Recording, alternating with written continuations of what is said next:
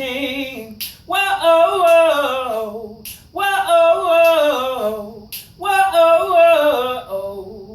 Oh, hello, Speech Comms 101. I'm so excited to be part of the things going on here at Liberty University. My name is Jeremy McDaniel. I'm 34 years old, and I've got several loves in my life that I'd like to talk to you about right quick. First of all would be God. Second of all is my wife, my beautiful bride of 15 years. I've got two children, Haley, who's 12, and Naomi, who's 10. But to hone in on some specific area of my life, that was life-changing, that was life-altering, was when I was a teenager. If you would just imagine a disrespectful young man. He has no respect for authority, no respect for his parents or anybody around him. Everything was about him. That man was me. And then one day, I met this beautiful girl I call my wife. And as I met her and things started to contemplate in my life, I started taking a survey of things that I needed to do. And I went out to get me a job. And the interview was in Little Rock, Arkansas, which is a 3-hour drive from where I currently reside. And I set out on my journey to Little Rock, Arkansas after only 2 hours of sleep on a very, let's just say, ungodly weekend.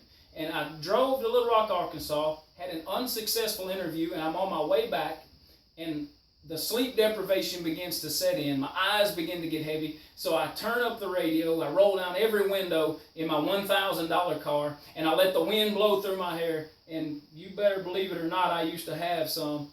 But I can tell you that as a sleep set in, the last thing that I remember doing was cranking that radio up, and my eyes went down.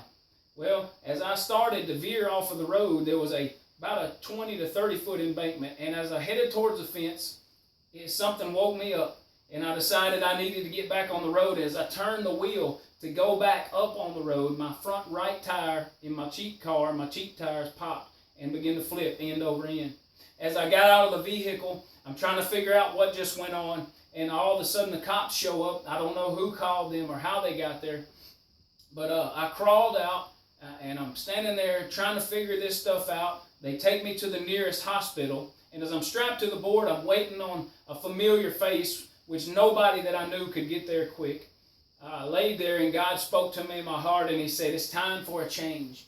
And over the next 3 days, until church had come up, I contemplated those things, and I heard the Word of God as I stood next to my future fiance, and I committed in my heart to make a decision for Christ. The next day, I got the call saying that I got the job. They weren't going to hire me, but because of the situation, they decided to give me a chance. Ain't that something, how God works? But that was a life-changing event for me. Ever since then, I've been a youth pastor. I've counseled many young people, and I've told my story many times. And I believe that God is using what happened to me so that other people can come to the knowledge of Christ. And that, my friends, is life-changing. God bless you, and I hope that everything that you endeavor is for the good of Christ.